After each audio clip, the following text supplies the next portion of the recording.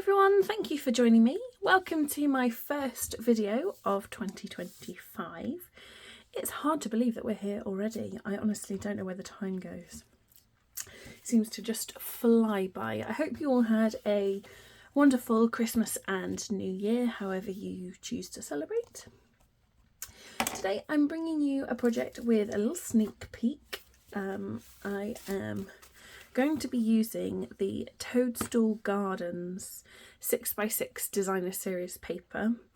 This is a free product for Celebration, so if you place an order of £55 and above, you will, or this is one of the options that you can choose as a free gift. So I'm going to start off by showing you all of the different designs. So you get 48 sheets in total, and they're double-sided. So I love this one with the little ladybirds on the toadstools. So cute. I really love the colour selection in these papers. They are so pretty. Now this designer series paper coordinates with a bundle that is in the new January through April mini catalogue. I can't show you the inside of the catalogue yet. It is not live to customers until the 7th of January. But the good news is there's not long to wait, and if you are a demonstrator you can already view the January through April catalogue and the Celebration brochure as well if you haven't seen them already. I highly recommend you go and do that. If you would like a paper copy of the January through April catalogue and the Celebration brochure, let me know and I can get one sent out to you. So today's project is a little bit different. Now I was inspired by, and I cannot think of the lady's name, I will try and find it and I will link it below. And she was making some mini slimline cards with a different patterned paper, and I thought that I would have a go at that with you today. So because we're making a mini slimline, it's a bit of a weird measurement and it's not something that we have envelopes for with Stampin' Up, but do not fear, we are going to make our own envelope to accommodate our card. So what I'm going to do is I'm going to kind of fold my paper around so that I've got a bit of a crossover so that there's space for me to be able to kind of stick it together. Make sure we're nice and even, kind of top and bottom, and then I'm just going to use my bone folder, which I didn't realise had ink on the bottom, to crease that down. So this measures, oh, my grid paper doesn't have actual measurements on, which is not super helpful. 1, 2, just over 2 3/4 inches. So like that. Then I'm going to grab my paper trimmer, which has got various things on top of it. Let me just try not to send everything flying. Okay, so now I'm going to open my designer series paper back up. So the outside of my envelope is going to be this striped design, but because the inside is directional, I do want to kind of keep it the right way up. So starting with the bottom, I'm going to score at 3/4 inch, and then I'm going to rotate and I'm going to score at the top at 1 inch. And that is then going to give me the finished measurements for my card. So I'm going to fold that up and that up, and then fold those sides in for a moment, just so that I can take the measurements, because I haven't done any measuring of this ahead of time. So my envelope measures 4 1/4 by 2 7/8 ish. So I'm going to go for a card that is 2.5 by 4. So let me just jot that down. So 2.5 by 4. So for my card base, I'm going to be using Fresh Freesia. So let's just grab a sheet of that out, and then I'm going to cut at 4 inches, like so. Then I'm going to rotate it and cut at 5 inches, and then I'm going to score it at 2.5 inches, like so.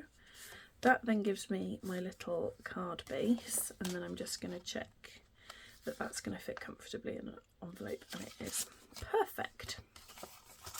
So now I'm going to bring in my snips. We will want our paper trimmer again, but I'm just going to pop that off to one side for now. And what I'm going to do is just wedge slightly at the bottom, and then I'm going to cut away this whole section like that.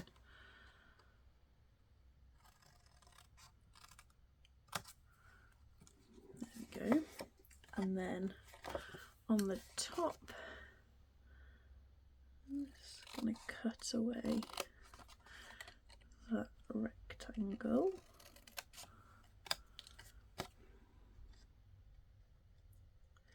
And then the same again on the other side.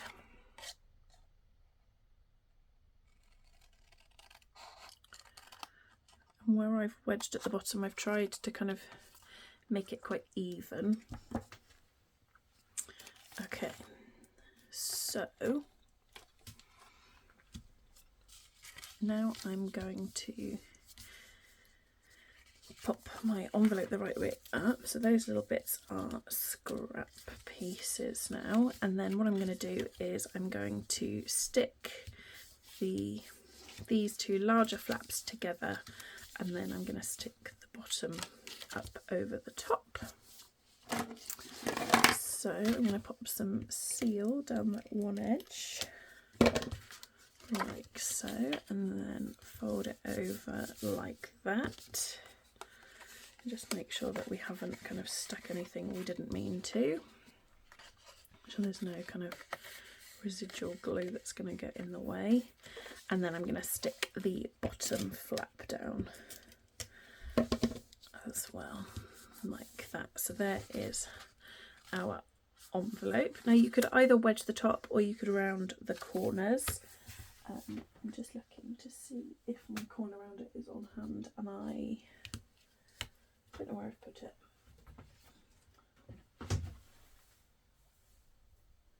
No, not sure what I've done with it. So I'm going to wedge the corners instead.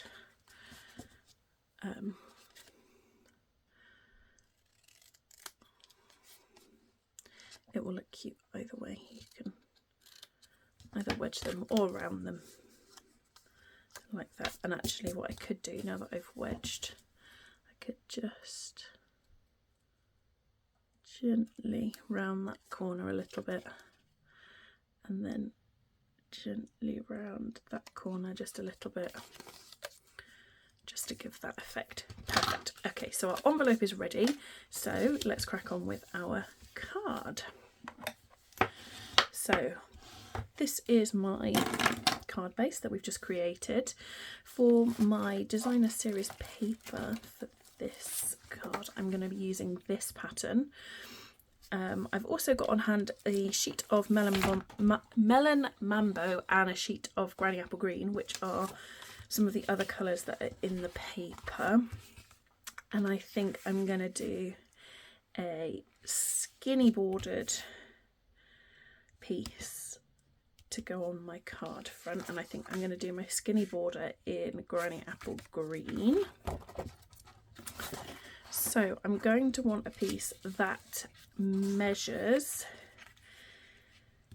3 7/8 by 2 3/8 for my green piece. So 3 7/8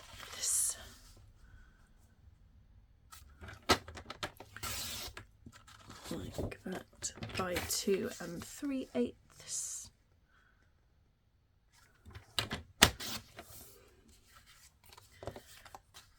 And that gives me, so I've got a skinny purple and then I will have a skinny green, so then I'm going to go down 1 increment. I want to make sure my paper is the right way round, so we're going to go at 2 1/4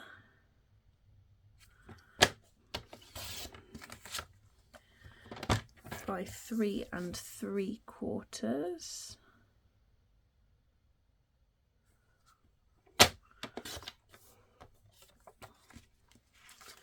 So when I pop that onto my piece of Granny Apple Green, I'll have just a tiny border all the way around, which will then go on top of our lovely purple. Okay, then for the sentiment, I'm bringing in the You Are Awesome. This is from the Memorable Blooms stamp set. That is the stamp set that I used in my last video, so if you haven't seen that, do go back and watch. I love this set. I'm going to be using it lots. So the You Are Awesome is going to be my sentiment, and I'm going to stamp that onto white, and then I'm going to pop it onto some of the Melon Mambo. So let's start by sticking down these layers. So let's pop some adhesive on the back of there, and then that's going to go onto my Granny Apple Green, and I want to make sure that I've got a nice even border, make sure we're nice and straight, not too wonky. Although I'm quite good at wonky. I'm very good at wonky, apart from when I purposefully want it to be wonky and then I can't do it. But never mind, we all have our strengths, don't we? And doing intentional wonky is not one of mine, but accidental wonky most definitely is. So this is our card base so far. Now I've got a nice light card base. You could put a white layer on the inside. I'm not going to, because I want to make sure that despite the layers on the front, that my card is still going to fit nicely in my envelope. So I'm going to grab some white. Just looking to see if I've got a scrap. I do. So then I'm going to stamp my You Are Awesome, and I'm going to stamp that in Memento Tuxedo Black.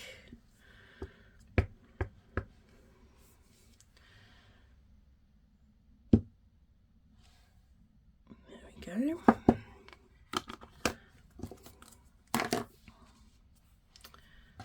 Okay. And then I'm going to trim this down. Now you could use a die for this, you could use a punch for it, whatever you fancy. I'm actually going to bring in my paper trimmer because I'm not very good at cutting in a straight line.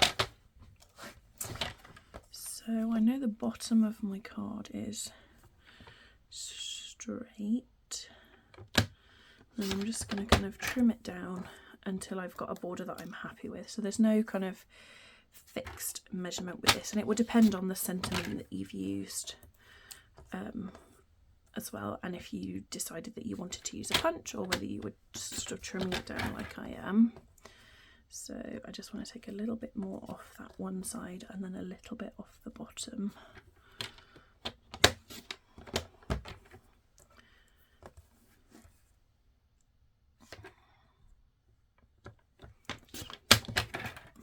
Go.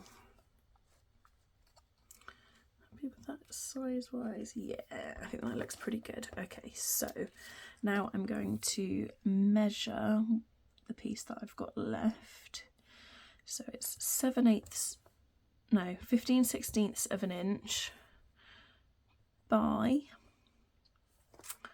1 and, oh, it's so close to 1 3/4. Let's just trim a tiny bit off so it's 1 3/4. Sometimes you just have to make the measurements work for you. Okay, so 1 3/4. So I'm going to want a piece that measures. Let's trim it that way. So I want a piece that measures 15/16. So I think I'm going to go for a really tiny border. So I'm going to go for an inch. And then I'm just going to check that I am happy with that. So an inch. And then we'll have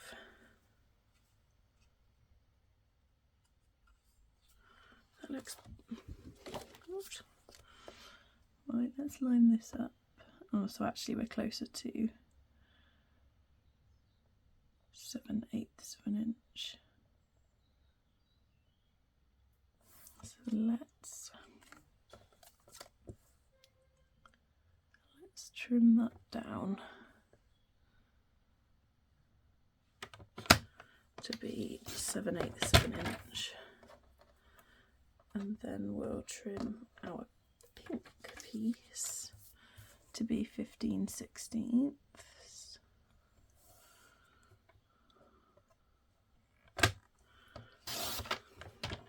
There we go.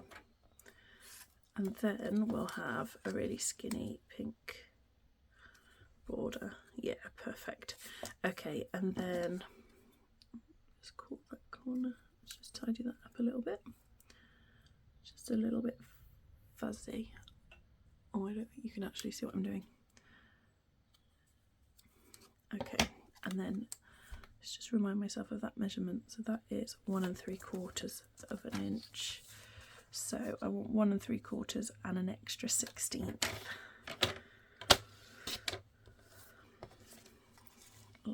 Oh, 1 3/4 and an extra 16th. Didn't measure that right at all. There we go, so it's going to have a really tiny border. Just for that little pop of pink. And then I'm going to stick those together.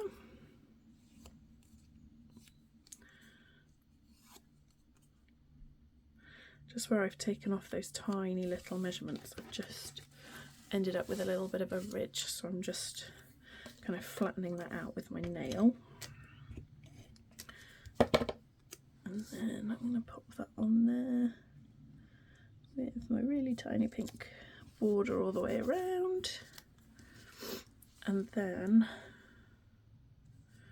I think if I pop it down at the bottom, to put it up at the top.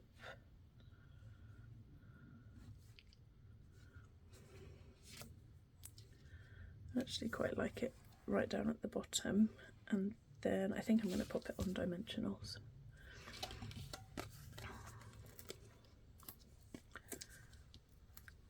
So I'll take the backs off of those, and then we're going to pop that down at the bottom, and I want to try and echo the increment because I'm putting it down in the corner. There we go. So we've got "You Are Awesome," and then I'm just going to grab a couple of these sequins. These are the purple adhesive backed sequins. These are another celebration item, and I'm just going to grab a couple of these. So I'm just kind of thinking maybe a couple of different colours. They're a bit too close together. Let's shimmy that up a little bit.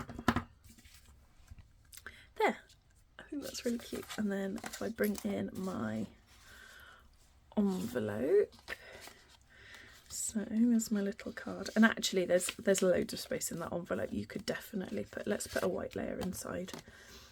I think because I've only put the kind of, there's one set of dimensionals. It's not a size that realistically I'm not going to be popping this in the post box. So we are going to do 2 3/8 of an inch. Like that.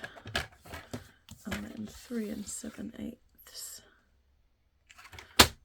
Like that.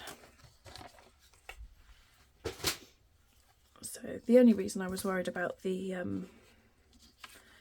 depth of it was making sure that it would fit in the envelope, but there's lots of space because, like I say, this isn't the sort of card that I would be popping in the post. This is kind of something that would be hand delivered or attached to a present perhaps.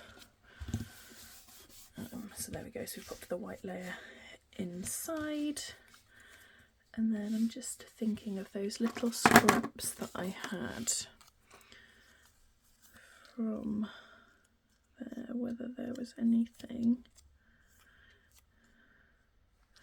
that I could kind of fussy cut.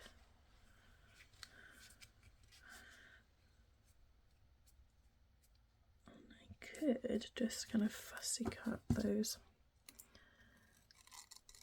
So let's just do a quick little fussy cut around these toadstools. So I'm going to leave the kind of right angle because I'm going to stick it down in this corner, which minimises the amount of cutting I have to do. So I'm just kind of fussy cutting around it on 2 sides. And you might find that, you know, with your offcuts, depending on the pattern that you've used, you might not have a little bit that you can just kind of fussy cut and add on the inside. You could do a little bit of stamping instead, or you could just do some fussy cutting from another piece of paper. I just thought, as I've got those little scraps that aren't going to be used for anything else, I thought I would see if I've got something I can pop on the inside there just to kind of tie it together. I think that's cute. And then where did I put my envelope? There's my envelope, just off to the side. So you could decorate the front of the envelope as well. Like I say, you could use it just as a little card to give to somebody. You could attach it to a present as kind of a gift card. It's a nice space to kind of be able to write a little message. It's also kind of just a really nice cute size. You know, who wouldn't want to receive an adorable mini card like that? I know I would. It's the kind of thing that you could make a few of them, just kind of random little notes of thank you or little kind of notes of gratitude to be able to just kind of hand out, keep in your pocket, keep in your handbag, to just hand out, you know, when somebody is kind or, you know, helpful, perhaps somebody in a shop that helps you to find something that you couldn't find or were looking for, or just somebody that says something and it brightens your day and you want to brighten theirs back. They're really cute. I love this size. I think I'm going to be making quite a few of these. And I love the fact that you can make the envelope from one sheet of 6x6 paper. So for less than a sheet and a half of 6x6 paper, you've got your envelope and your card. And they're really, really quick and easy to put together too. Well, that's it from me today. Thank you so much for watching. If you haven't already, do go back and watch my most recent video with the Memorable Blooms bundle for another little sneak peek of what is coming in the upcoming catalogue. That's the January to April 2025 catalogue. I will be back with you on the 7th. That's Tuesday. Tuesday is the day that the January to April mini catalogue and the celebration brochure go live for customers, and I will be bringing you a catalogue walkthrough. Yeah, I hope you can join me for that. Thanks so much for watching. Take care. Bye.